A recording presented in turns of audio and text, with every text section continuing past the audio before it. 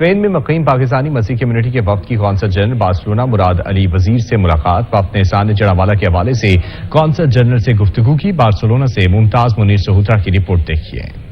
ملاقات کے دوران ملکی حالات اور سانحہ جڑاوالا پر تفصیلی گفتگو کی گئی۔ مسیح وفد نے قونصل جنرل کو اپنے تحفظات سے آگاہ کرتے ہوئے کہا کہ مسیح پرامن قوم ہے۔ مسیحوں نے قیام وطن کے وقت بھی قربانیاں دی اور ہمہ وقت وطن عزیز کے لیے ہر قسم کی قربانیاں دینے کو تیار ہیں۔ ہم پاکستانی ہیں، ہمارا مرنا وہاں پر ہے، ہمارا جینا وہاں پر ہے۔